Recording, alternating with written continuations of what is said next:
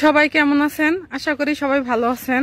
আপনারা সবাই তো জানেন যে আমি অনেকটা অসুস্থতার কারণে আমি এতদিন ভিডিও দিতে পারি নাই।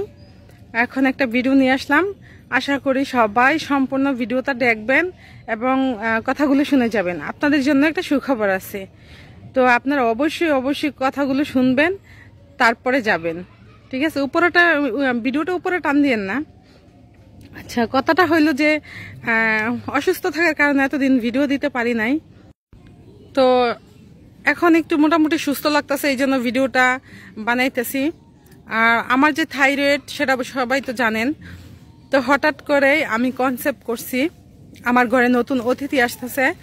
তো ডাক্তার আমাকে বলছে যে থাইরয়েডের মধ্যে বেবিটা নিলে একটু সমস্যা হতে পারে, আর আমাকে বলছে প্রতিদিন থাইরয়েডের মেডিসিনটা খাইতে।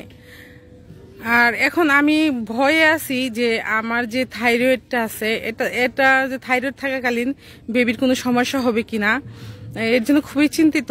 আর আমি এখন কিছুই খাইতে পারি না, মানে খুবই কষ্ট হয়, রাতে ঘুমাতে পারি না, দিনের বেলাও ঘুম হয় না, অনেক অসুস্থ থাকি, সবসময় অসুস্থ থাকি, যার জন্য আর ভিডিও বানানোও হয় না, আপলোড দেওয়া হয় না।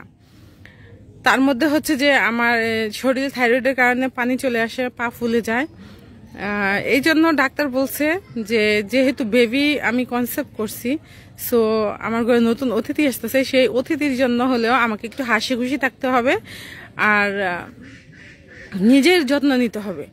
সো আমার নিজের যত্ন আমি কিভাবে নিব বলে না, আমি তো মানে অসুস্থ থাকি সব সময়। তারপরে হচ্ছে আপনাদের ভিডিও দিতে হবে, প্রায় 2-3 মাসের মতো আমি কোনো ভিডিও আপলোড করতেছি না। সবাই ভাবছেন হয়তো যে কোথায় চলে গেল। না, আমি যাই নাই, আমি আসি। তো সবাই আমার বেবিটার জন্য দোয়া করবেন, যাতে আমার বেবিটা সুস্থভাবে পৃথিবীতে আসতে পারে। আর আমার জন্য দোয়া করবেন যাতে আমি সুস্থ একটা শিশু জন্ম দিতে পারি। তো সবাই কিন্তু আমার জন্য দোয়া করবেন। আমি কিন্তু এখন আপনাদের দোয়ার জন্যই বেঁচে আছি। আপনার দোয়া না করলে হয়তো এতদিন আমি বেঁচে থাকতে পারতাম না।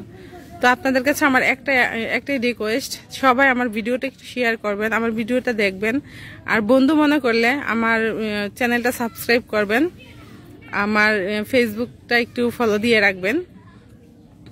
তো সবাই সুস্থ থাকবেন, ভালো থাকবেন। এখন থেকে রেগুলার ভিডিও আপলোড করব, পাশে থাকবেন কিন্তু। ভালো থাকবেন। আল্লাহ হাফেজ।